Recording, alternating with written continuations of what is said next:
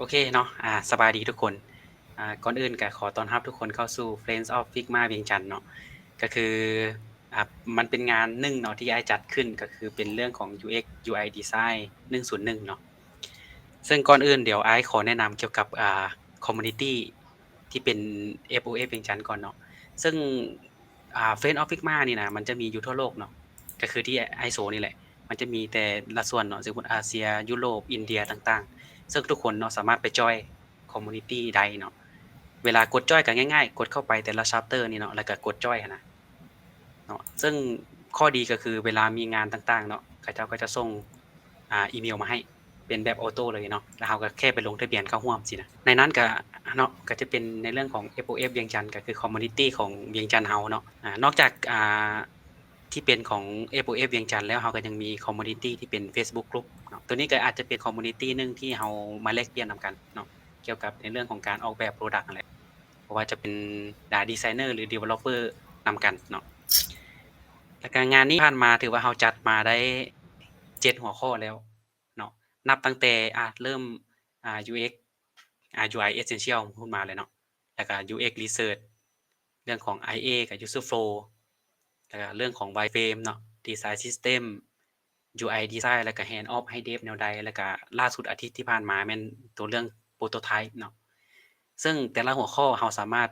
เข้าไปเบิ่งย้อนหลังเนาะใน YouTube ก็คืออ้ายแชร์ไว้ในกลุ่มของ Facebook เฮาเนาะที่เป็น Friends of Figma เวียงจันทน์หั่นแต่ก็มื้อนี้เนาะก็เป็นหัวข้อที่8ของเฮาเนาะก็จะมาเว้าเกี่ยวกับเรื่องของ Interaction Design เนาะซึ่งทั้งนี้อ้ายก็ขอขอบใจทางหลุยส์เนาะที่ให้เกียรติงานของเฮามาแลกปั้นสไลด์ ต่างๆในการที่จะมาแลกเปลี่ยนเกี่ยวกับการเฮ็ดดีไซน์interaction design แนวใดเนาะแล้วก็เรื่องของแอนิเมชันเนาะมันจะน่าตื่นเต้นแนวใดก็เดี๋ยวต่อไปอ้ายเชิญทางหลุยส์ต่อเลยเนาะก็ระหว่างนี้ก็ไผมีคำถามก็จะโน้ตหรือ สบายดีนะสบายดีขึ้นกาสบายดีทุกๆคนเนาะแล้วก็ขอบใจงาน Friends of Figma ที่กันเนาะคงสิเป็นเกียรติกันที่ได้ร่วมเปลี่ยนสปีกเกอร์อยู่ในงานตัวนี้เนาะมื้อนี้จะมาแนะนำตัวหัวข้อ Interaction Design เนาะคิดว่าเป็นหัวข้อที่บ่ค่อยเห็นอยู่ไสสอนเนาะบ่ค่อยเห็นเลยแล้วรู้สึกว่าอยากจะไปศึกษามันแล้วก็เอามาแชร์ในคอมมูนิตีตัวเพื่อที่จะมีไอเดียใหม่ๆสำหรับโกลที่ตั้งไว้อยากจะมาแนะนำเรื่องพื้นฐานของ Interaction มันมารู้จักกับมันก่อนว่ามันเป็นหยังมันใช้งานจังไดมันสำคัญจังไดแล้วก็มาเบิ่งตัวอย่างว่ามันเวลาที่พรูฟออกมาแล้วมันเป็นจังไดที่เนาะมาเริ่มกันเลย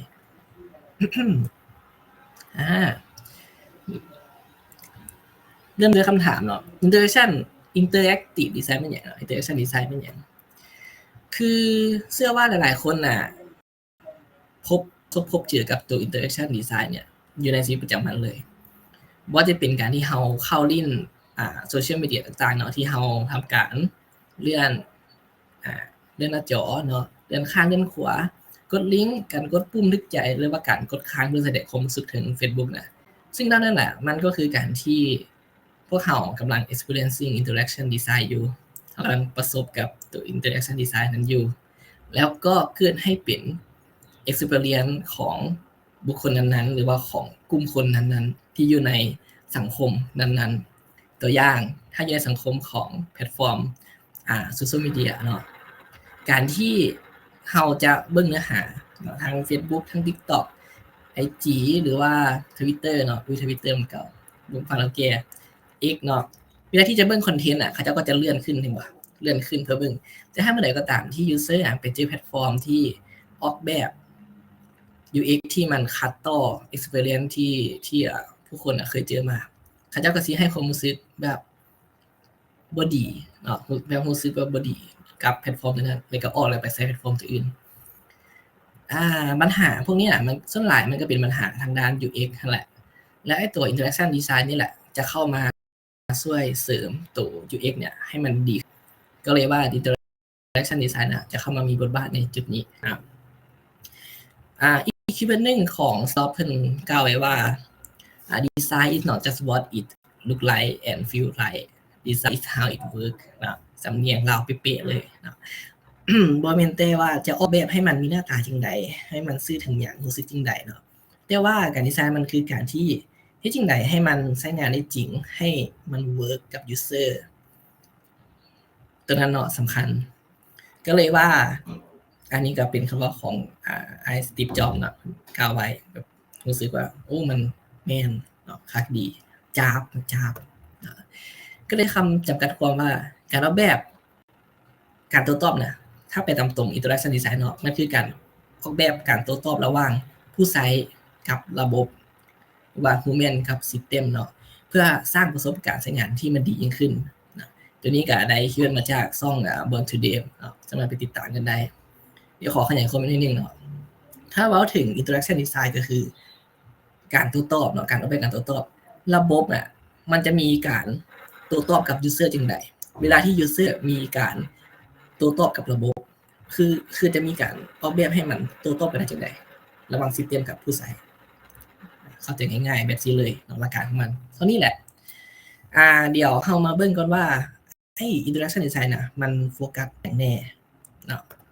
ปุ๊บเฮามาเบิ่ง5 key เนาะ aspect of interaction design กันครับขอให้เริ่มต้นด้วยอันดับเนาะก็คือ goal driven design เป็นการแบบเพื่อเน้นให้ผู้ใช้น่ะบรรลุเป้าหมายเนาะจะโฟกัสในการออกแบบให้ผู้ใช้น่ะเข้าถึงเป้าหมายได้จังได๋ให้ง่ายที่สุดอันที่2ก็คือ usability การใช้งานถ้าเว้าถึงหลักการ UX เนาะแน่นอนต้องใช้งานง่ายมีการนำทางมีการแจ้งกับ user เนาะว่าอันไหนมันแม่นอีหยังเนาะก็เลยมีคีย์เวิร์ดที่ว่าระบบที่ดีนะที่ออกแบบมาได้แบบดีเลยฮะก็คือระบบที่ผู้ใช้บ่ต้องอ่านคู่มือเห็นแล้วรู้เลยว่ามันใช้จังได๋ก็ความว่ามันใช้งานง่ายตัวนี้เนาะก็เป็นอีกตัวนึงที่ interaction designer ต้องโฟกัสตัวที่3ก็คือเรื่องของ responseตัวนี้เป็นการถ้าเว้าอีหลีเลยคือมันเป็นการออกแบบการตอบสนองต่อแอคชั่นของ user หรือว่าต่อการกระทำของผู้ใช้นั่นแหละเวลาที่ผู้ใช้แอคชั่นอย่างไป take action อย่างไปกับระบบน่ะและระบบน่ะมันจะต้องมีการโต้ตอบกลับขึ้นมาในกรณีเดี๋ยวยกตัวอย่างซะตัวอย่างก็คือเวลาที่ user กด login พอ login ปุ๊บแล้วมันบ่สามารถ login เข้าไปได้นะแล้วถ้าระบบเฮามันบ่มีการมีหยังฟีดแบ็กกลับมาบ่มีการโต้ตอบกลับมาแจ้งเตือนว่ามันเข้าไปได้ย้อนหยัง user จะบ่ฮู้เลยว่าเฮ็ดจังได๋ถึงจะเข้าไปได้ถูกบ่แสดงว่ามันจะต้องมีการแจ้งเตือนขึ้นมาว่าโอเคฟีดแบ็กกลับขึ้นมาแล้วว่ารหัสผ่านจะบ่ถูกเด้อหรือว่า user จะบ่ถูกเด้อเพื่อให้ user ฮู้ว่าจะต้องเปลี่ยนหยังหรือว่าเพื่อให้ user น่ะฮู้ว่าการกระทำของตัวเองนะมันส่งผลจังได๋และเฮ็ดจังได๋เฮาจึงแล้วเฮาจะเฮ็ดหยังต่ออันนี้คือ feedback and response เนาะเดี๋ยวเฮาจะมีการลงดีเทลกันไปใน EP หน้าในสไลด์ต่อไปนั่นแหละสิอยากจบได้นี่สุดตัวที่4เนาะก็คือ consistency ความสม่ำเสมอก็ถ้าเว้าก็คือเป็นการออกแบบให้มันมีความสม่ำเสมอตัวอย่างอยู่ในแอปพลิเคชันมันจะมีเมนูบาร์ที่อยู่ลุ่มสุดเสมอพวกหน้าโฮมพวกแชทเพจต่างๆแล้วมันสิมีบ่ว่าเห็นมือบ่กล้องดูซิมันมีตัวปุ่มลัตติที่เป็นกระดิ่งอยู่ขวามือถึงเนาะมันสิอยู่ขวามือเด้อถ้าเกิดว่าเฮากดไปอีกหน้าใดหน้านึงแล้วปุ่มลัตติน่ะมันย้ายมาอยู่ทางฝั่งซ้ายมืออันนี้มันก็บ่โอเคเพราะแล้วพยายามออกแบบให้มันมีอันนี้คือ consistency ครับ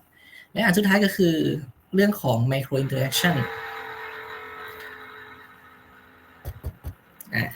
เรื่องของ micro interaction ก็คือเป็นการออกแบบที่ให้มีการโต้ตอบเล็กๆน้อยๆแต่มี impact กับผู้ใช้ตัวอย่างทั้งการใช้การ hover บ่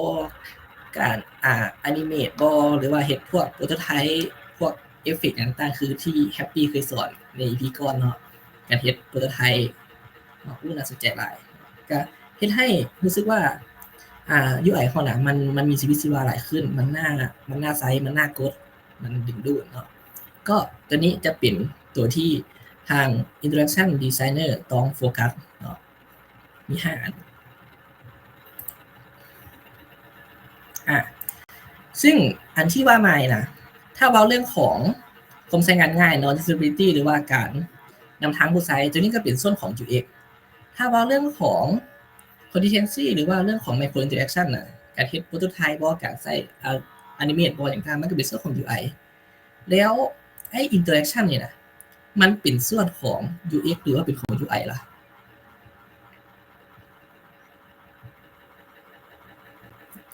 ให้คือกันเล็กๆน้อยๆเนาะภาพนี้ตามความจริงแล้วน่ะinteraction design ก็คือเดี๋ยวเราสิแบ่งส่วนเนาะแบ่งส่วน UX อยู่นี่เนาะแบ่งส่วน UI อยู่นี่ไอ้ interaction design น่ะมันอยู่ข้างกลางนี้หมายความว่าหยังหมายความว่ามันน่ะมีส่วนเกี่ยวข้องกับทาง UX และก็เกี่ยวข้องกับทาง UI แต่ว่า UX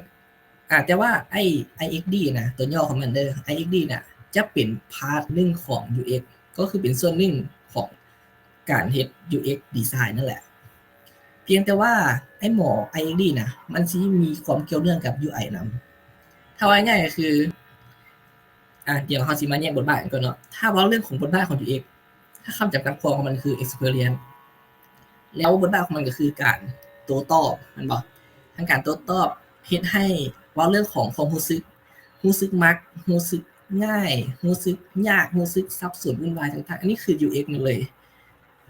แล้วเรามาแยกส่วนของ UI ถ้าจำกัดความของ UI คือ interface แล้วบทบาทของมันก็คือเรื่องของการสื่อสารให้ user ได้รู้ว่าอันนี้คือปุ่มอันนี้คือ text box อันนี้คืออย่างข้อมูลอันนี้คือตารางอันนี้คือราคาอย่างต่างๆอันนี้คือการสื่อสารแล้ว IXD นะมันเข้ามาเสริมบางทีว่ามีการ research user เนาะทั้งความต้องการทั้งปัญหาทั้ง experience ต่างๆเนาะเอา research ตัวนั้นน่ะมาวิเคราะห์แล้วก็ไปนำใช้ UI เพื่อสื่อสารกับผู้ใช้ตัวอย่างคือถ้าเป็นการสื่อสารของ UI ละเนาะอันนี้คือปุ่มกดไปแล้วมันก็ไปนั้นเลยสินะแต่ถ้าว่าเอา interaction design เข้าไปเนาะอันนี้คือปุ่มแล้วเวลาที่กดมันก็จะมีการหนิ่งในหนึ่งปุ่มนี่นะมันจะมีอยู่2ปุ่มเป็นปุ่มหลักมันควรที่จะใส่สี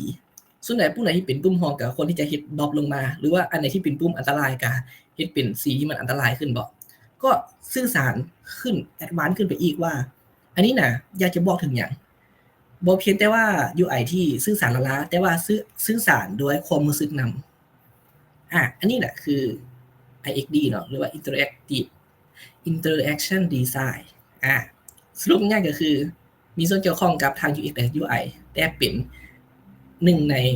หลายๆพาร์ทของ UX นะครับประมาณนี้เดี๋ยวเรามาลองแยกพาร์ทกันเบิ่งว่าinteraction ที่พาร์ท UX นะมันเฮ็ดหยังแน่แล้วเป็นพาร์ทของ UI เฮ็ดหยังแน่ถ้าความจริงแล้วเราบ่จำเป็นต้องแยกก็ได้เพราะว่ามันเฮ็ดเวียกร่วมกันอยู่แล้วแต่ว่าจะลองมาแยกเบิ่งเพื่อให้เห็นภาพได้กว้างขึ้นถ้าในส่วนของ UX Interactive Design มันจะโฟกัสเรื่องของ how user interact จะโฟกัสว่าผู้ใช้มันระบบมันจะมีการโต้ตอบกับผู้ใช้จังได๋ดีเพื่อให้ผู้ใช้น่ะเข้าใช้งานระบบนั้นน่ะได้อย่างเต็มประสิทธิภาพถ้าเขาเจ้ามีเป้าหมายในการใช้งานระบบเนาะระบบเฮาควรที่จะมีตัวที่แบบรอท่าการโต้ตอบกลับไปให้กับเจ้าเพื่อให้เข้าใช้งานได้ง่ายที่สุดอันที่2ก็คือเรื่องของ usability นึกถึงการใช้งานของผู้ใช้เป็นหลักเลยทั้งเรื่องของการเฮ็ด user ผู้ใช้จะมี flow การเฮ็ดจังได๋มีการนำทางจังได๋เนาะทั้งออกแบบ system feedback ตัวที่เว้าไปเมื่อกี้เลยระบบจะมีการ feedback กับผู้ใช้จังได๋แน่ในการนำทางให้ผู้ใช้เข้าไปใช้งานให้ฮอดเป้าหมายของเจ้าได้อย่างแท้จริงเนาะเนี่ยคือตัวเนี้ยช่วยให้ผู้ใช้เนี่ยไปให้ฮอดยอดให้ถึงความต้องการและก็ความคาดหวังของเจ้านี่ของจอง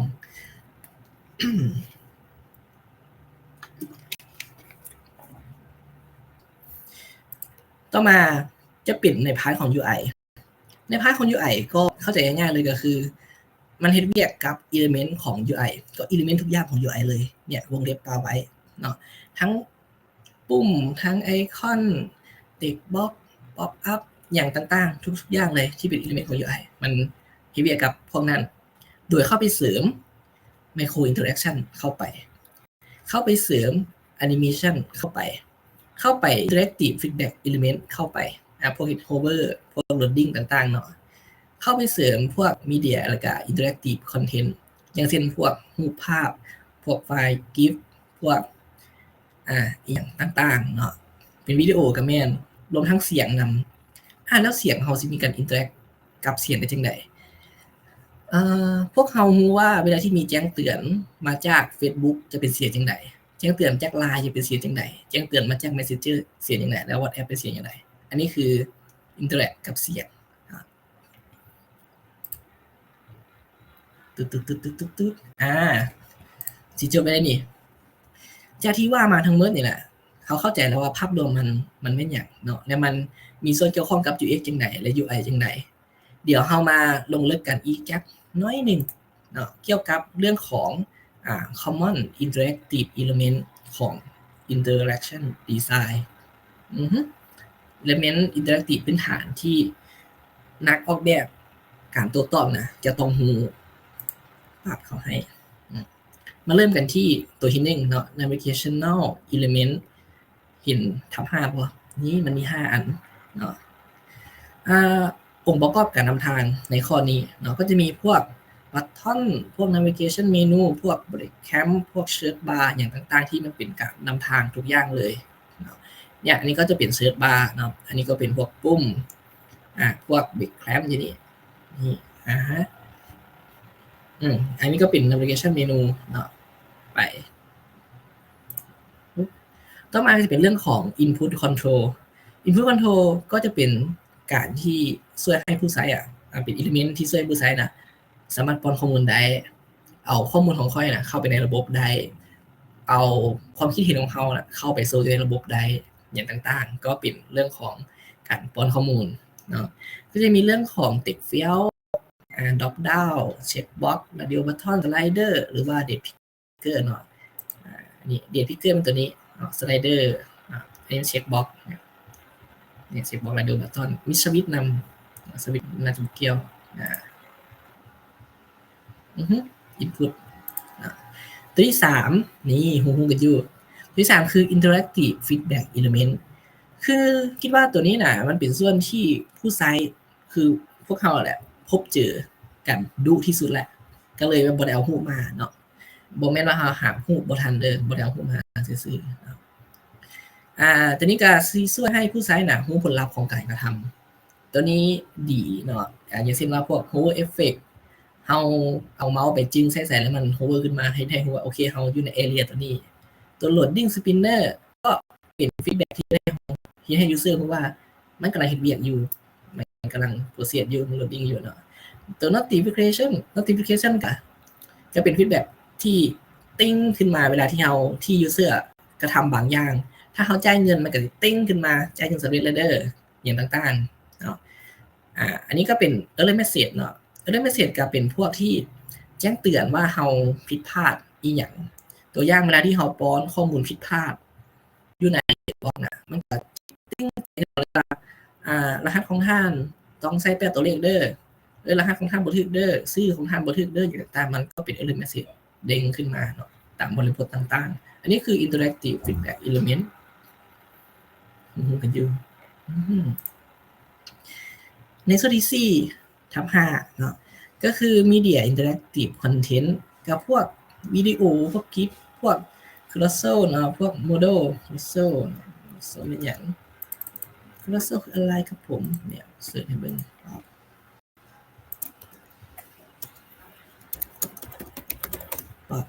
ใส่เปลี่ยนภาษา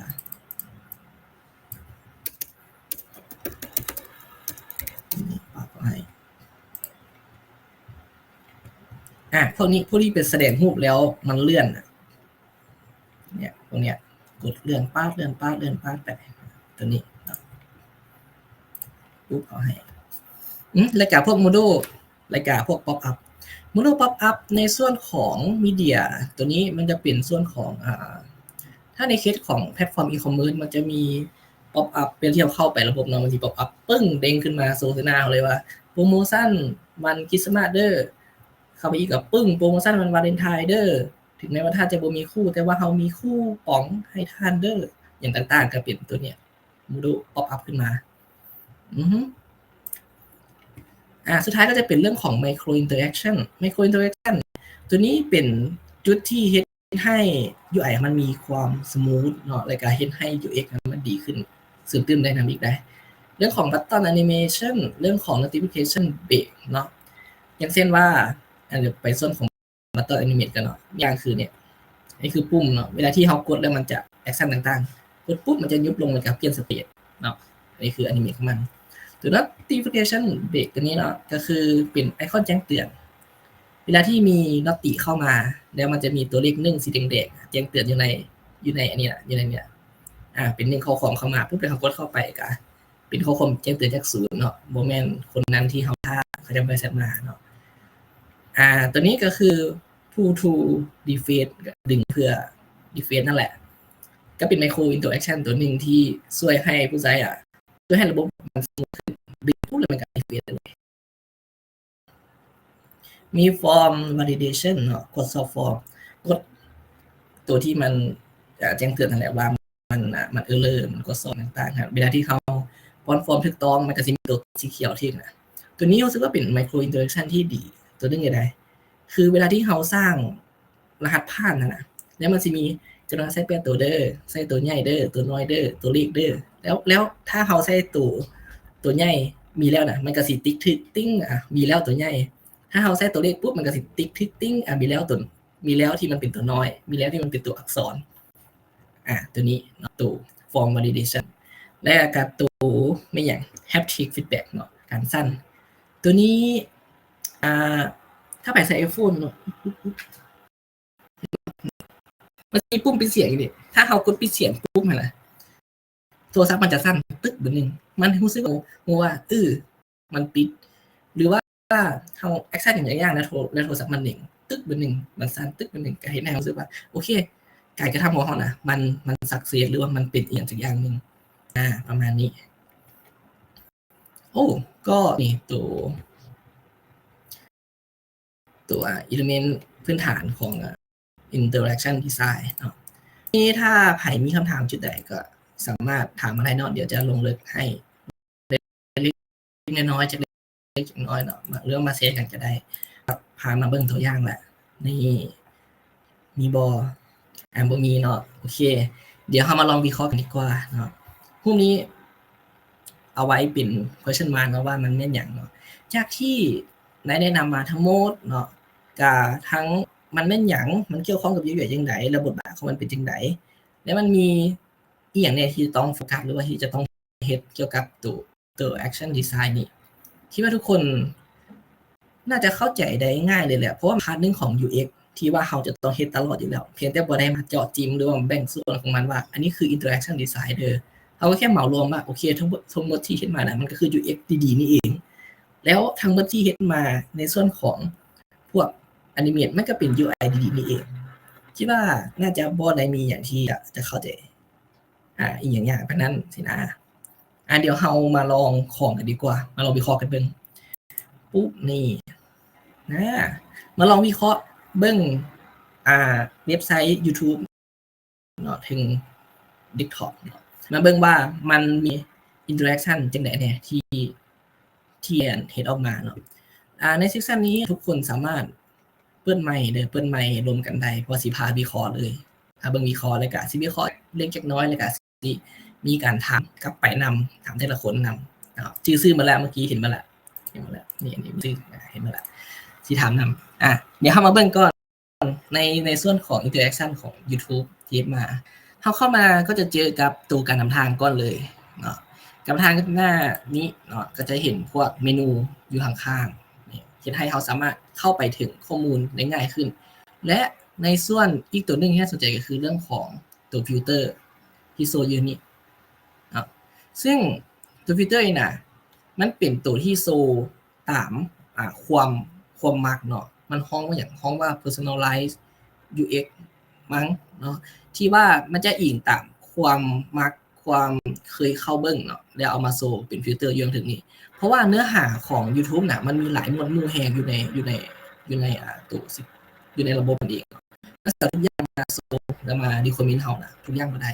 มันเลยฟิลเตอร์เอาแต่ตัวที่เฮามักเนาะซึ่งก็เลยสงสัยเนาะว่าเอ๊ะของเฮามันมีเพลงมีเกมอันนี้คือ user Lulu เด้อตัวอย่างเป็นไอ้หมอ Lulu นี่ก็มีเพลงมีเกมมีไลฟ์สดเนาะมีพวกที่เบิ่งแล้วอัปโหลดใหม่ถ้าเฮาไปตัว user อื่นน่ะมันจะสู้คือกันบ่เปิดเบิ่งเลยสดๆร้อนๆให้มองลุยเข้ามาส่งถ้าเบิ่งตามรูปเมื่อกี้มันจะบ่มีพวกกีฬาพวกอย่างนี่เข้ามาตัวนี้มันก็นำทางคือมันมีเกมเนาะมันมีเรื่องของมักบานฟุตบอลเข้ามาต่างๆเนาะก็ตามที่ user คนนั้นน่ะที่เขาจะมักอันนี้ก็เปลี่ยนตัวนำทางตัวหนึ่งที่ช่วยให้ผู้ใช้เข้าถึงข้อมูลได้ง่ายขึ้น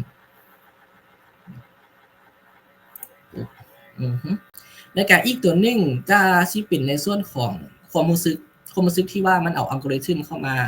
วิเคราะห์เรื่องความมักในการเบิ่งวิดีโอแล้วมันก็จะรีคอมเมนต์วิดีโอที่เฮาเบิ่งหลายที่เป็นหมวดหมู่เดียวกันขึ้นมาแสดงให้เบิ่งได้เนาะเป็นให้ผู้ใช้น่ะเข้ามาแล้วก็จะเป็นที่จะต้องไปค้นหาอีหยังเลยเนาะนั่นน่ะมันจะเป็นที่ต้องไปค้นหาเข้ามาก็เห็นวิดีโอเฮาอยากจะเบิ่งได้เลยแล้วก็เฮาสามารถวิเคราะห์ได้ว่าถ้าหน้าโซเชียลมีเดียหรือว่าหน้า YouTube ของยูเซอร์คนใดน่ะมันสวยขึ้นมาสามารถบอกได้เลยว่าคนนั้นน่ะมักอีหยังแน่คืออยู่นี่ก็สิมีตัวที่ภาษาอังกฤษมีเพลงเนาะก็มีเพลงอีกเข้ามาก็สิมีเกมก็มีพวกแต้มรูปบ่แล้วก็มีเพลงอีกก็แสดงว่ายูเซอร์นี่น่ะยูเซอร์ลุยๆนะมักเบิ่งพวกเพลงพวกพอดแคสต์พวกเกมต่างๆก็เอามาโซอยู่ในนี้อันนี้ก็เป็นอีกลำทางตัวนึงกลับไปก่อนปั๊บโอเคปุ๊บมีตัวนึงขาน interaction design ที่ YouTube มันเฮ็ดมาก็คือเนี่ยพรีวิวการพรีวิวตัวนี้รู้สึกว่าเลื่อนไปเลื่อนมาแล้วมักบอลที่ว่ามันช่วยมันตอบโจทย์พวกครีเอเตอร์ได้ดีเลยเพราะว่าถ้าเป็นเทรนที่การเฮ็ดคลิปวิดีโอของพวกครีเอเตอร์เนาะมันคนนั่นน่ะสิตัดสินคลิปตัวนั้นน่ะจากอะไร3วิบ่5วิหรือว่า10วิแรกที่เห็นเขาเจ้าก็เลยเอาไฮไลท์ที่เป็นตัวคิดซะว่ามันเป็นตัวเด่นของวิดีโอของเขาเจ้าล่ะมาโซขึ้นหน้าก่อนเลยคืออย่างบอลทูเดย์เนาะเวลาที่โฮไปมันสิมักเอาไฮไลท์มาใส่เข้ามาซึ่งตัวนี้มันมาช่วยอย่างมันมาช่วยให้โอกาสของคนที่เข้ามาเบิ่งคลิปอยู่ใน YouTube นะสูงขึ้นและโอกาสที่จะเข้ามาเบิ่งคลิปของครีเอเตอร์คนนี้นะสูงขึ้นตอนนี้ถือว่าเป็นโซลูชันที่ว้าวแฮงได้เพราะแต่ก่อนนี้มันบ่มีเนาะการที่เอาเมาส์ไปโฮเวอร์แล้วมันมีการเป็นมินิเพลเยอร์เพื่อเป็นการพรีวิวทุกคนมีโอกาสที่จะเห็นคลิปไฮไลท์ของครีเอเตอร์เนี่ยสูงแฮงแล้วก็มีโอกาสที่คนน่ะจะเบิ่งคลิปเพื่อที่จะรอเบิ่งตัวไฮไลท์คลิปนั้นแล้วมีอีกจุดนึงก็คือเรื่องของการจัดองค์ประกอบข้อมูลเรื่องของ IA เข้ามาแล้วว่าอยู่ในตัวพรีวิวและตัวมินิเพลเยอร์นี่นะมันควรที่จะสวยอย่างแน่ซึ่งใน YouTube น่ะมันเอามา3อันหลักๆเลยก็คือ1เสียงเนาะคือสามารถอินเตอร์แอคกับคลิปมินิเพลย์นี้ได้เลยเนี่ยปิดเสียงเพื่อ CC เนาะเปิด CC Cloud Cooldown เนาะบ่แม่น Subtitle นี่ในกาเนี่ยตัวเนี้ยเพราะว่าแต่ละคนห้องอย่างเนาะอันเนี้ย Progress Bar บ่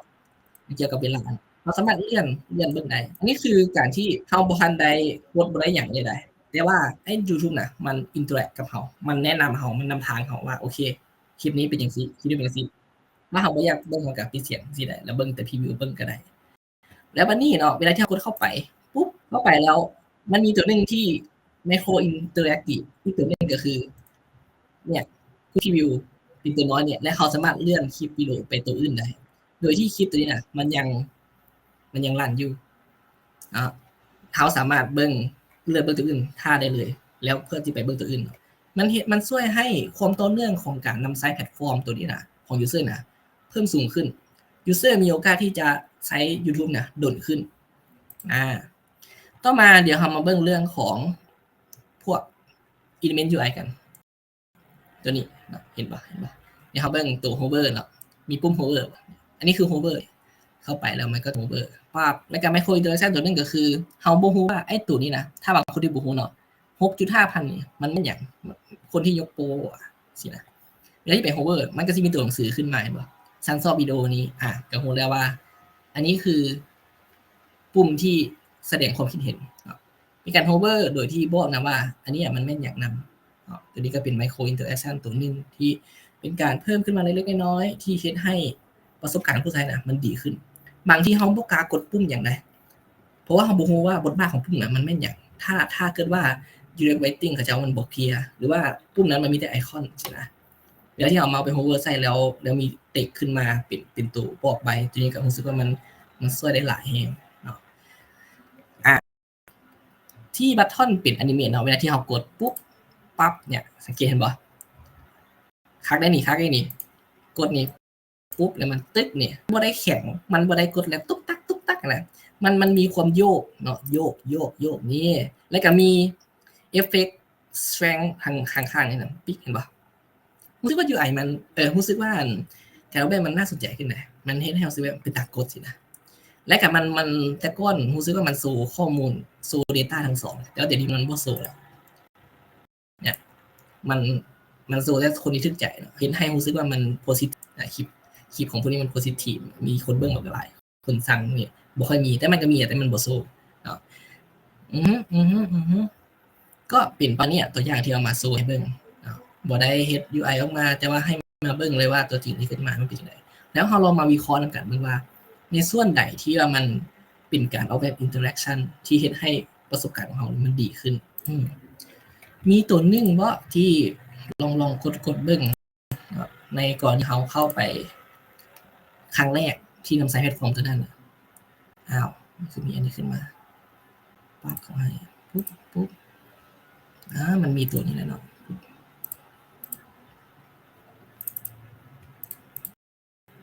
ถ้ามันบ่มีให้แล้วเนาะครั้งแรกน่ะค้นหาน่ะมันจะมีการแนะนำช่องหรือแนะนำอันพวกคีย์เวิร์ดการค้นหาขึ้นมาได้โดยที่มันจะซุ่มเข้ามาแล้วถ้าเกิดว่าตัวค้นหาตัวนั้นน่ะมันบ่ได้ตรงตามไทป์ของเราสามารถฟีดแบ็กตัวแนะนำการค้นหาน่ะได้อีกแล้วเราสามารถบอกมันได้ว่าโอเคเราน่ะมักอันใดแล้วให้มันแนะนำตัวการค้นหากลับเข้ามาหาเราได้อันนี้ก็เป็นตัวอย่างของ interaction design ของ YouTube เนาะคร่าวๆจากที่วิเคราะห์มามันก็มีหลายกว่านี้แหละทุกคนก็ลองไปวิเคราะห์กันเบิ่งนะครับผมไปวิเคราะห์รายการถ้าเห็นจุดใดเนาะถ้าแต่ละคนลองเปิด YouTube เบิ่งก็ได้รายการถ้าเห็นจุดใดที่มันรู้สึกว่ามันเกี่ยวเรื่องกับตัว interaction design แล้วมันช่วย user ได้อีหลีเอามาแชร์กันเบิ่งจบแล้วเนาะแม่นเนี่ยมีใครถามยังบ่โอเค thank you หลุยเนาะใครมีคำถามสามารถเปิดไมค์แล้วก็เปิดกล้องถามได้เลยเนาะถามได้เด้อเปิดกล้องก็ได้จึงให้ถามเด้อบ่ถามแล้วกันขอสอบถามเนาะเมื่อกี้นี้เขาเห็นไอ้หลุยแนะนำเกี่ยวกับตัว IXD แม่นบ่ถือบ่เนาะโดยแม่นล่ะเจ้าโดยแม่นตัว IXD นี่มันนับว่าเป็นอีกอาชีพนึงในการเฮ็ด introduction ต่างหากบ่ที่จริงแล้ว IXD นี่มันเป็นตัวย่อของ interaction design เด้อก็คือตัว interaction design นั่นแหละแล้วมันมีคนที่แบบเฮ็ดตัวนี้โดยเฉพาะบ่แบบว่าข้อยบ่ได้เฮ็ด UX ข้อยบ่ได้เฮ็ด UI แต่ข้อยเฮ็ด IXD สินะถ้าตามมันขึ้นกับขนาดขององค์กรถ้าถามว่ามีบ่มีเหมือนกันแหละมันเลยมีคนที่วิเคราะห์เฉพาะแต่ persona อย่างเดียวกับคนที่วิเคราะห์แต่ user flow อย่างเดียวก็มีคนที่วิเคราะห์เฉพาะแต่ตัว interaction design อย่างเดียวนี่ก็มีคืออย่างHappy ฮู้จักกันเว็บไซต์Lord Icon บ่ Lord Icon ฮู้คือมันจะมีการเน่งเนาะการเน่งติ่งของอนิเมะนะถ้ามันเป็นเกี่ยวกับแจ้งเตือนนะมันควรจะเน่งจังได๋ถ้ามันเป็นเกี่ยวกับอีหยังหน้าโฮมเนี่ยมันควรจะเน่งจังได๋สินะก็คือจะมีคนที่มาวิเคราะห์ตัวนั้นมีวิจัยนั่นก็ออกแบบตัวนั้นโดยเฉพาะเลยที่วิจัยว่าอนิเมะของไอคอนหมวดหมู่นี้มันประเภทเนี่ยมันควรจะเป็นจังซี่นะเพื่อที่จะสื่อให้ผู้ใช้น่ะได้รู้ว่ามันเป็นจังซี่มันก็เป็น common sense ของ user ทั่วๆไปเลยสิเปิดเลยโอเค thank you ครับนี่เนาะไอคอนมีเนาะคำถามบ่กระทอคือมี แต่ทั้งนี้ทั้งนั้นน่ะมันบ่พรีวิวเนาะมันอินเตอร์แอคทีฟบ่ดีนี่เห็นว่ามันบ่พรีวิว หรือมันพรีวิว มัน อ่ะ บ่รีวิวหรื เนี่ย อ มัน เน็ต ก็ ไป จะนี่ ซ่า เออมันบ่พรีวิวดีวันนี้แล้วก็ตัวอีกตัวหนึงของ Facebook ที่บ่เห็นก็คือน่ะอยากสวิตช์โหมดเป็นไวท์โหมดสินะแต่มันบ่มีตัวนั้นน่ะมาให้เลยฉะนั้นที่มันเป็นตัวใหญ่นะดาร์กโหมดไวท์โหมดสินะสวิตช์ไปเพราะว่าบางแพลตฟอร์มนี้เห็นว่ามันมีตัวรูปตาเวนกับรูปเดือนมาให้แล้วกดมันก็สิสวิตช์เป็นโหมดดาร์กกับโหมดไวท์เลยมันบ่มีตัวนี้เนาะถ้าบ่ถามสิถามเลยได้นี่นะ มีใครมี โอ คำถาม เค อีก โอ บ่ เคมีคำถามไอ้หลุย โอเค อยากถามว่าคือในขบวนการเฮ็ดตัว interaction design นี่บ่ฮู้อยากฮู้ว่าดีไซเนอร์เขาเจ้าใช้ทูลหยังในการเฮ็ด ตัว interaction design นี่บ่ แม่น ถ้าทูนว่าไซต์ตู่ทั่วไปเลยก็ได้ถ้าที่แนะนำที่หูจักกะสิมีพวก Figma Adobe แหละแล้วก็มี Photopie นำ Photopie บ่ที่แฮปปี้มาเฮ็ดตัวแอนิเมชันอย่างต่างๆแล้วก็ถ้าว่า Advanced ขึ้นไปอีกที่ว่าใช้พวก Adobe After Effects เป็น Premiere เป็นนำแล้วก็จะดีขึ้นเติมเนาะสุดท้ายแล้วเดี๋ยวนี้หลายๆแพลตฟอร์มมันก็ซัพพอร์ตเรื่องของการเฮ็ดแอนิเมชันแล้วได้คือย่างCanva นี่มันก็ซัพพอร์ตเรื่องการเฮ็ดแอนิเมชันคือกันขึ้นอยู่กับการเลือกใช้ได้เลย กับตัว Lottify เดี๋ยวแนะนำ Lottify แม่น Lottify ๆโอ้ มันเฮ็ดเวียกกับ Figma ได้เลย แม่นมันได้กินขนม ก็ดีต่อคำถามของมารีน่าก็คือเฮาเฮ็ดแอนิเมตอยู่ใน Figma สินะคันเฮาไปลิงก์ใส่กับ Lottify คือเฮาสามารถ export เป็น GIF ได้เลย โอ้อันนี้แล้วปกติเวลาต้องการเขาเจ้าต้องการแอนิเมชันอีหยังเขาจะโหลดเป็นไฟล์ GIF อีหยังให้อีหยังแบบนี้ แม่นแต่ถ้าสมมุติว่าแบบเฮาอยากเฮ็ดเองนะเป็นโหลดดิ้งของเฮาถ้าบ่เฮ็ดอยู่ After Effects ก็เอามาอีกนำ Lottify เลยก็ได้ แต่มันต้องเสียเงินอีกบ่เพราะว่าถ้าฟรีมันจะคุณภาพต่ำแม่นมันก็มีข้อจำกัดอยู่ถ้า edit ต้องได้เสียเงิน แต่แนะนำอีกตัวหนึ่งเนาะเป็น SVG Cutter เนาะมันเอาไว้เฮ็ด motion graphic โดยเฉพาะเลย ตัวนี้มักเอาโลโก้หรือว่าอิหยังเป็นเองอยู่หั่นตลอดแล้วก็จังexportออกมาเป็น GIF ก็ได้เป็นไฟล์MP4 ก็ได้ตัวนี้ฟรีตัวนี้ ฮัลโหลโดยสบายดีไอ้หลุยโอ้เจ้าสบายดีโดยสบายดีพอดีว่า interaction design เนาะก็เลยว่าอยากถามว่าไอ้เจ้าตัว interaction design กับพวกที่เป็น motion graphic อีหยังทั่วไปนะมันต่างกันบ่ระหว่าง2สายmotion graphic นี้ขอแบบให้มันแคบกว่านี้ได้บ่ตำแหน่งดีไซเนอร์ว่ะก็แม่นกับกราฟิกดีไซเนอร์ว่ะหรือว่าการเฮ็ด motion graphic ที่เป็นโลของ UX UI designer ก็เป็นโลของ UX UI designer หั่นแหละสิเป็นสไตล์แบบว่าอาจจะเป็นไอ้เจ้าตัวเข้าแอปเข้ามาแล้วมีโลโก้มุนๆเน่งๆบ่อย่างจังซี่แบบมีอีหยังต่างๆหั่นน่ะเป็นmotion แบบนั้นหั่นน่ะโอเคเจ้คำถามคุณจีบคุณสุภาชัยเนาะถ้าถามว่ามันต่างกันบ่มันอันเดียวกันนั่นแหละมันเป็นการที่แบบเฮามาวิเคราะห์แล้วเพราะว่า interaction design นะมันเป็นส่วนของการเฮ็ด UX แล้วก็เอามาสื่อสารโดย UI อันบ่ถ้าวิเคราะห์มาว่าโลโก้นะถ้าเปิดขึ้นแล้วมันหมุนๆเนี่ยมันจ๊าบเด้อแล้วมันซ้อยหยังล่ะมันหมุนปุ๊บขึ้นมาเนี่ยมันเฮ็ดให้แอปเฮามันเบิ่งทันสมัยขึ้นบ่มันหยังก็มันเจ๋งขึ้นมาเนาะถ้าก็เฮ็ดออกมาแล้วก็เอาบางทีเฮาอาจจะเป็นคนเฮ็ดเองก็ได้หรือว่าเฮาอาจจะไปรีเควสให้กราฟิกดีไซเนอร์ที่อยู่ในองค์กรเจ้ามีอยู่เฮ็ดให้แน่บ่หรือว่าอย่างต่างๆเนาะขึ้นอยู่กับว่าเฮาวิเคราะห์มาแล้วบทบาทถ้าใส่ตัวนี้มันดีขึ้นเฮาก็เอามาใส่มันเป็นจังซี่เจ้าตรงคำถามบ่ตอบตัวคำถามบ่ตรงขอบใจหลายๆเจ้าครับบ่ตรงนั่นเจ้าถามบ่ตรงคำตอบเด้อ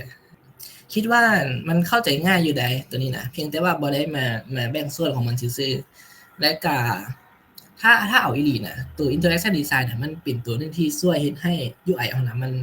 น่าสนใจขึ้นหลายเลย ทั้งการ ทั้งการที่มันแบบมีโฮเวอร์มีแอนิเมตมีการถ้าระบบน่ะเฮาลองคิดภาพเนาะซิสเต็มมันบ่มีชีวิตถูกบ่แต่ถ้าเกิดว่าเฮาออกแบบให้มันเบิ่งคือมีชีวิตนะมันก็เปรียบเสมือนคือหมู่คนนึงของคนของยูสเซอร์คนนั้นเลยนะถ้ามีการโต้ตอบกันที่เป็นภาษาของคนเลยนะ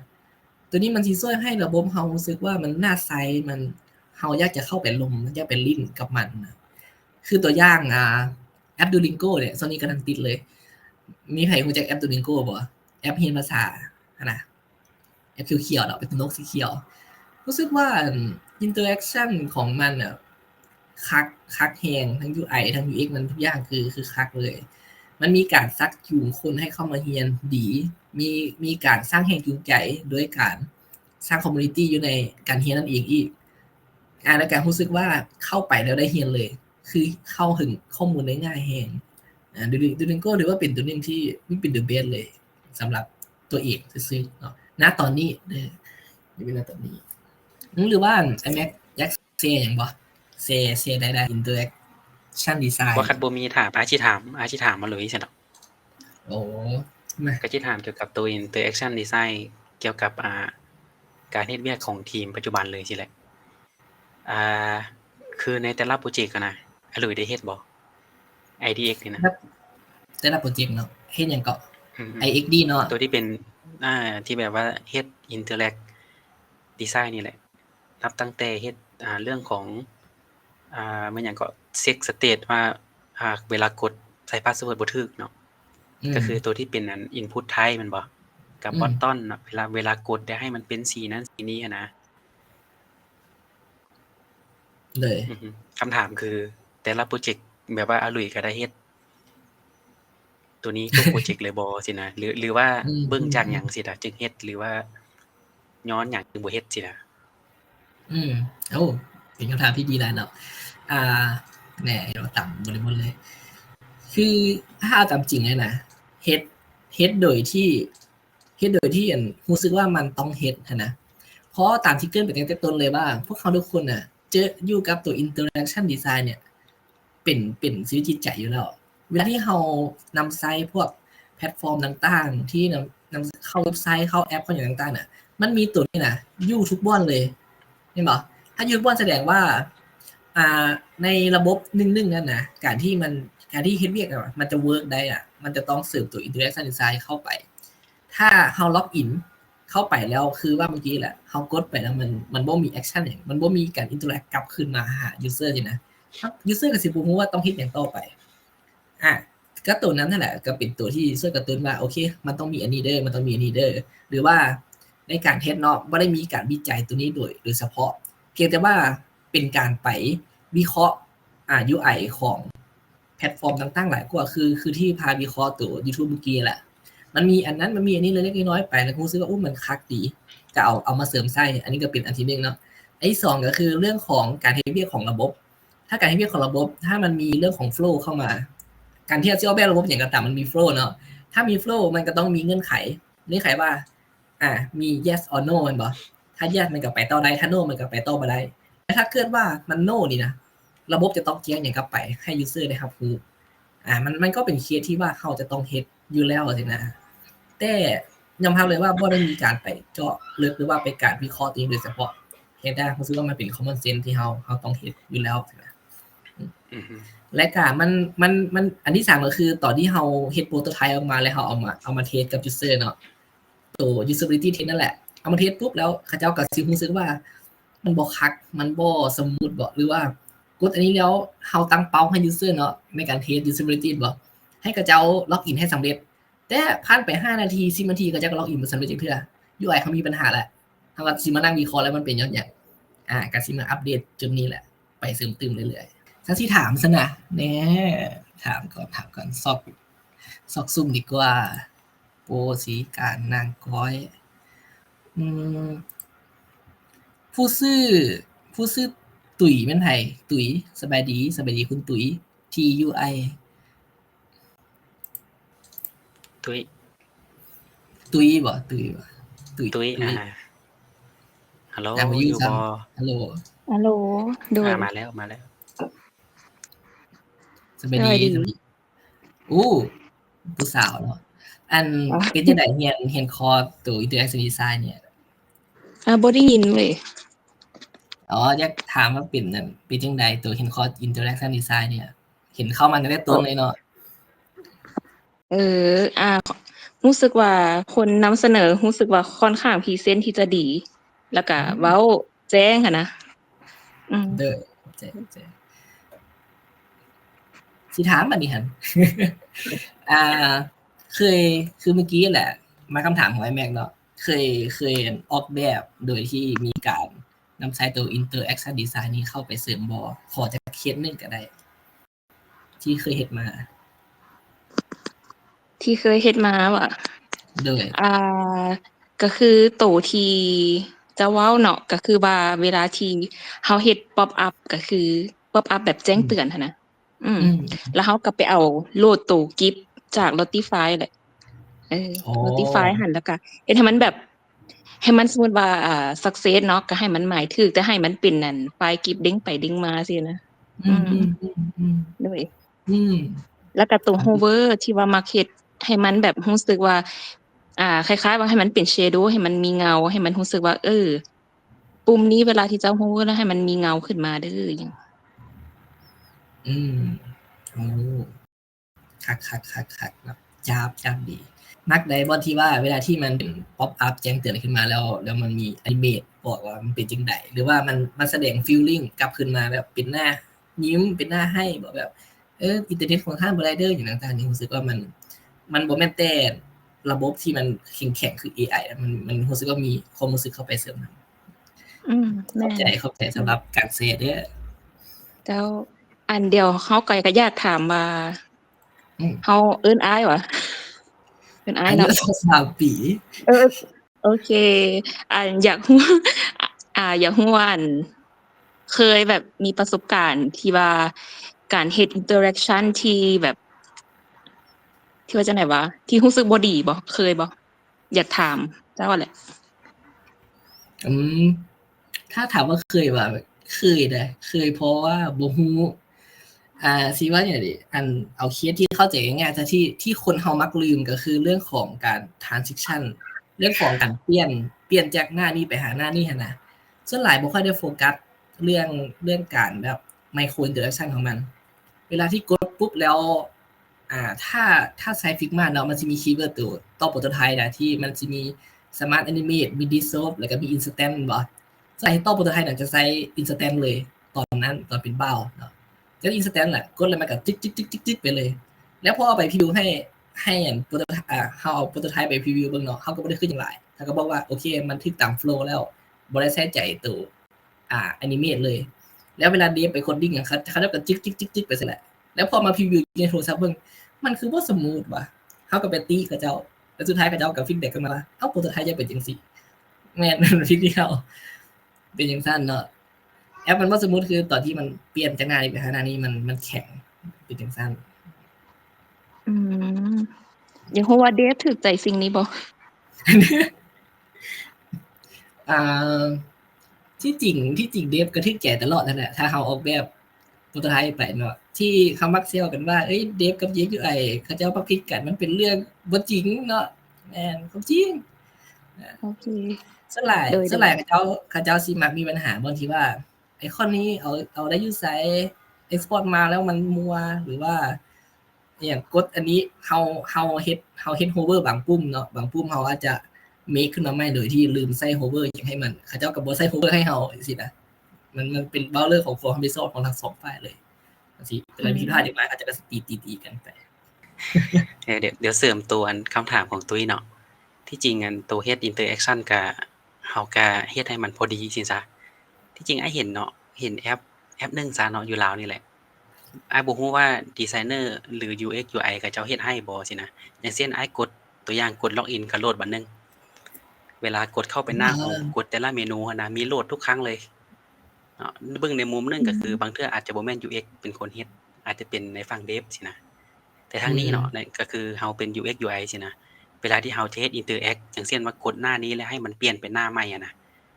มันต้องธรรมชาติเนาะเป็นธรรมชาติที่สุดอย่างเช่นเฮาใช้ iPhone สินะ ตัวอย่างว่าเฮากดเข้าเมนูมันจะสไลด์ไปขวาสไลด์ไปซ้ายตัวนี้เฮาก็ต้องไปศึกษาตัวนี้นำเนาะแต่ก็เวลากดแบ็กสินะแบ็กนี่มันสไลด์ไปซ้ายหรือสไลด์ไปขวาสินะอารมณ์ประมาณนี้เนาะก็ใส่ที่จำเป็นก็คือที่หลุยส์เว้าแหละมันต้องแบบว่ามันต้องมีเนาะในการที่เราจะเฮ็ด interact กับยูสเซอร์นะอย่างเช่นตัว hover นั่นแหละเวลาเอาเมาส์ไปใส่ก็ควรจะมีหยังบ่งบอกว่าตัวนี้เป็นปุ่มเด้อเนาะแล้วก็เวลาคลิกมันบ่อย่างเช่นเวลาคลิกแล้วก็มันจะเป็นอะไรเปลี่ยนสีใหม่ต่างๆสินะเนาะแต่ถ้าเราทุกอย่างไปใส่ interact เปิดนี่คือคิดได้ตัวอย่างเมื่อกี้แหละโหลดทุกหน้าว่าสิมันก็ยูสเซอร์สุดท้ายมันสิรำคาญนะ อืม แทนที่จะเฮ็ดให้ยูสเซอร์รู้สึกดีคือโหลดดิ้งเนาะหลักๆก็สมมุติว่าโหลดอย่างน้อยระบบเราก็ต้องให้รู้ตอนนี้มันกำลังโหลดหน้าอยู่เด้อเนาะแต่ทั้งนี้อย่าลืมเนาะคันเฮ็ดโมบายปรึกษากับ Mobile Developer นะเนาะอันนี้ไอ้บ่แน่ใจว่าเขาเจ้าสามารถคัสตอมได้บ่เนาะสมมุติว่า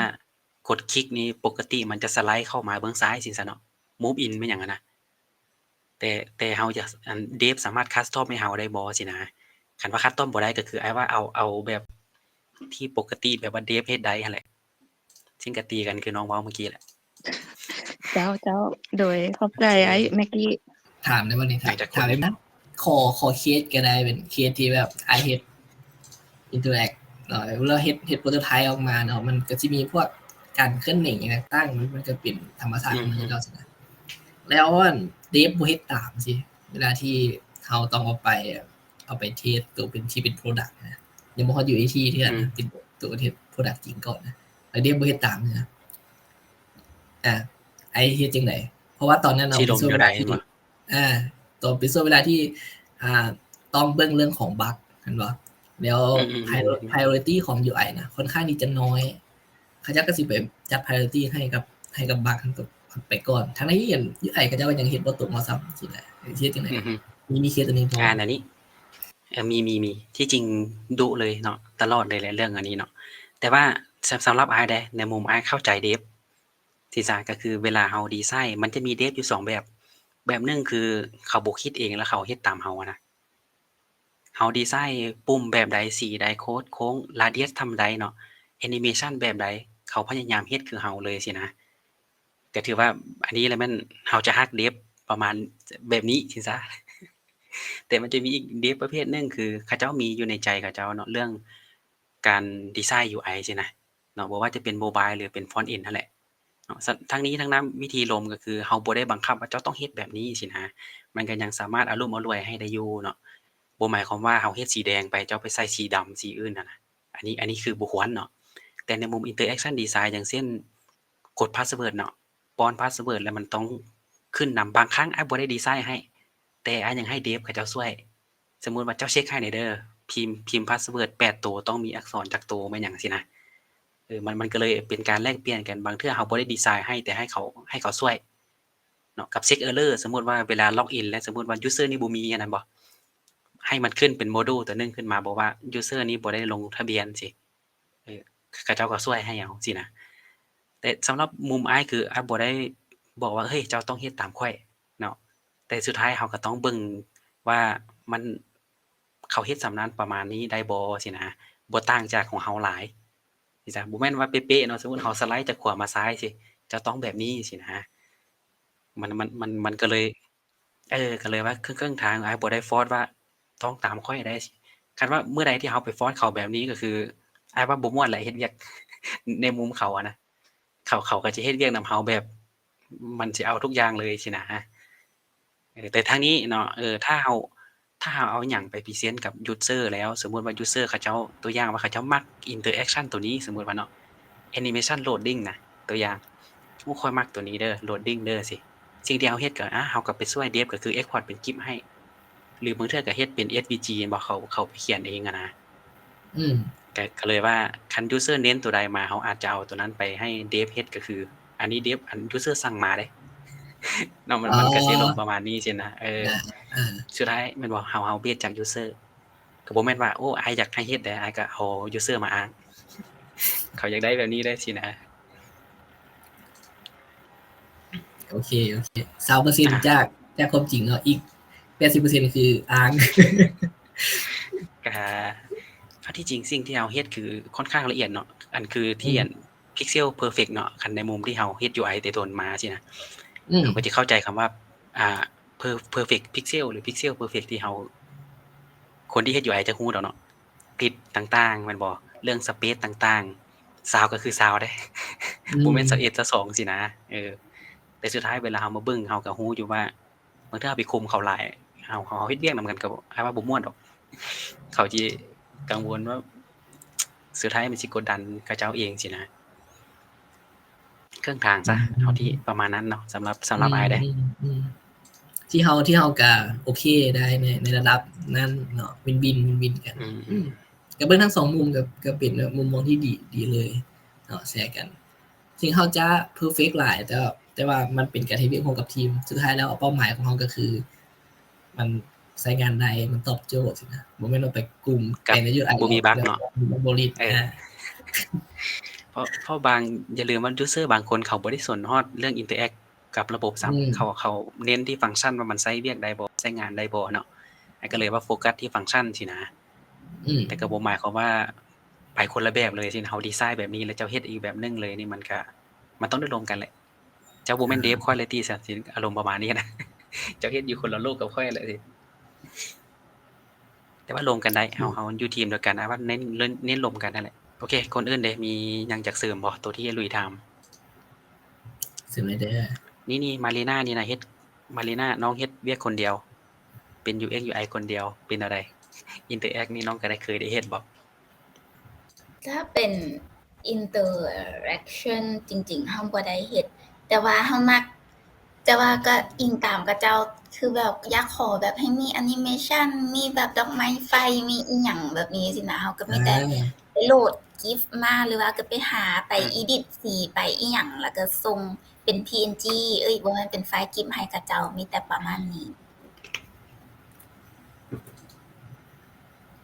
หรือบ่ก็ต้องการให้เขาเจ้าเฮ็ดเอฟเฟกต์แบบใด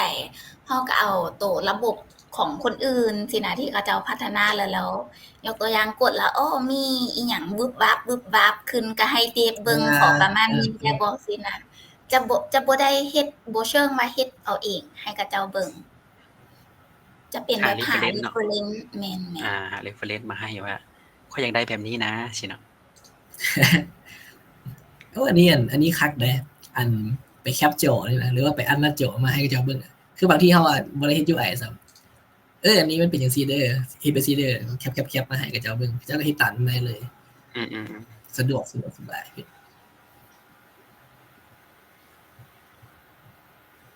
การม่วนดีเนาะมื้อนี้รู้สึกว่าได้ไอเดียหลายๆอย่างกลับมาไอเดียใหม่ๆเนาะเพราะที่จริงคันในมุมที่คนที่เฮ็ด UX UI อยู่แล้วก็แม่นเฮาอาจจะบ่ได้เจาะจงสำเนาะเรื่อง interaction design สินะเพราะเบิ่งในมุมก็คือว่าแหละมันอยู่ในระหว่างกลางที่เป็น UX กับ UI อยู่แล้วสินะในการที่เจ้าจะเฮ็ด UX เนาะเจ้าก็ต้องได้คิดถึงเรื่อง UI แม่นบ่ซึ่งในนั้น interact ก็คือมันก็มีในส่วนใน prototype แหละให้ว่าคนที่ลากเส้น prototype นี่นะเขาเจ้าก็ต้องมีความคิดแล้วแหละว่า interact แนวใดอยากให้กดแล้วเห็นหยังนะอารมณ์ประมาณนี้นะบ่แม่นกดก็บ่ไปใส่แล้วก็บ่บอกเองเนาะว่าผิดพลาดหยังรหัสบ่ถูกก็บ่บอกเองให้กดอยู่หั่นใช่ป่ะ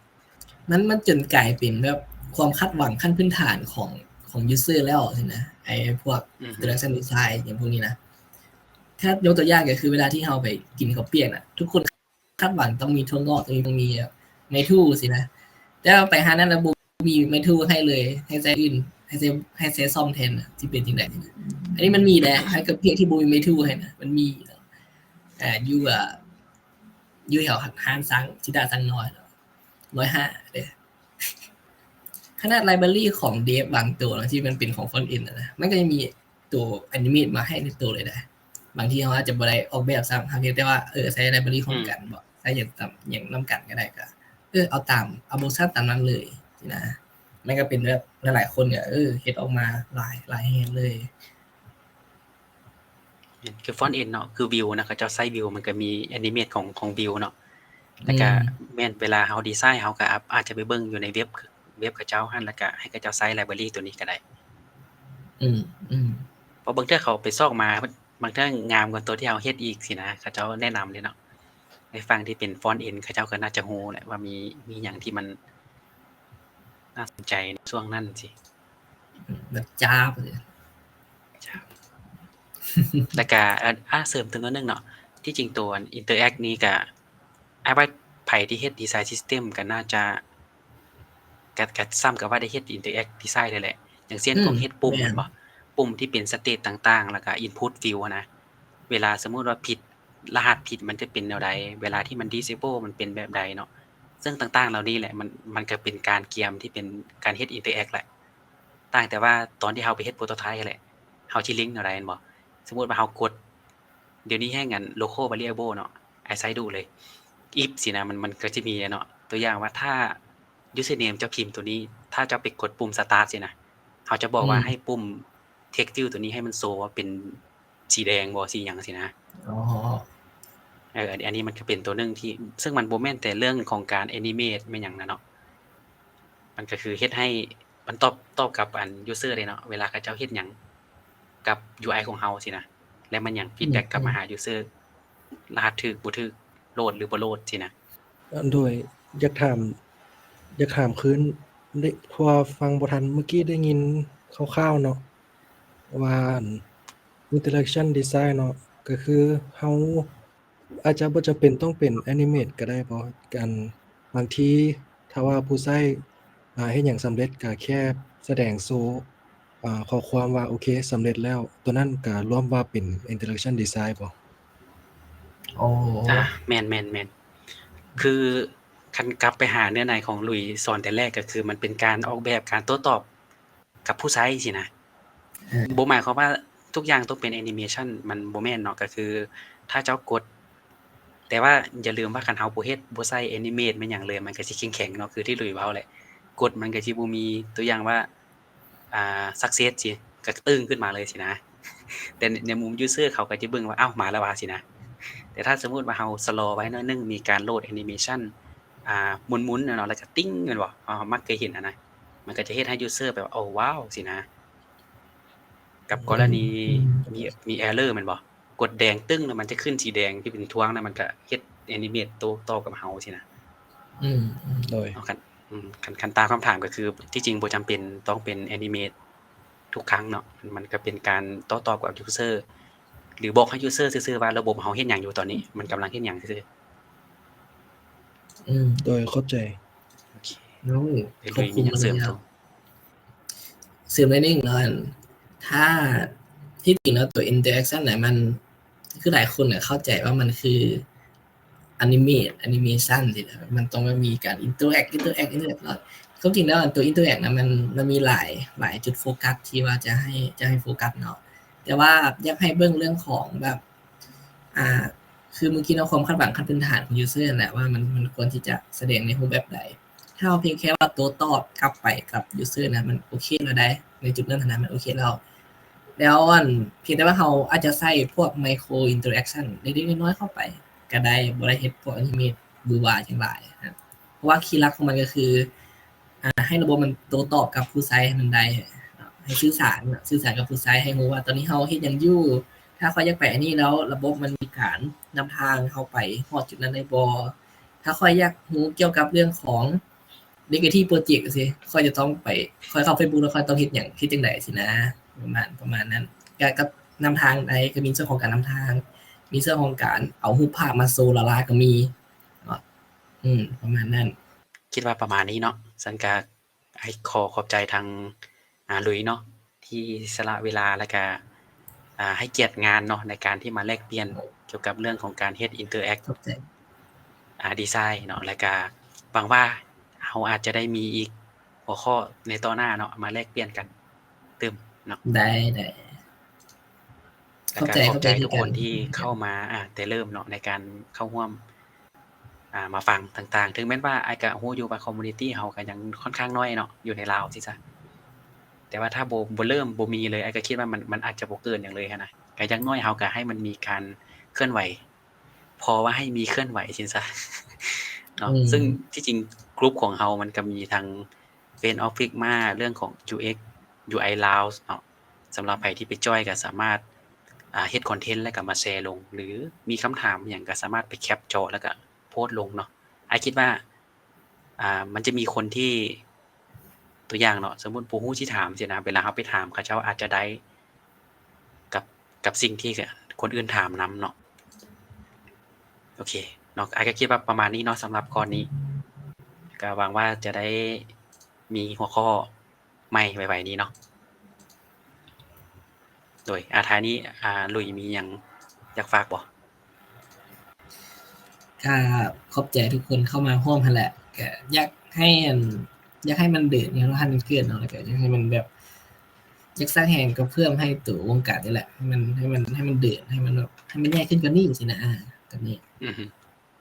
อยากสร้างแรงจุดนี้คือกันเนาะน่ามีเท่านี้แหละบ่มีหยังหลาย โอเคโอเคสันก็ประมาณนี้เนาะขอบใจหลุยเด้อ ขอบใจ ม่วนๆ หลา มื้อย นี้นะโอเคขอบใจทุกคน คือกันบ๊ายบาย เลยขอตัว ขอบใจที่นคร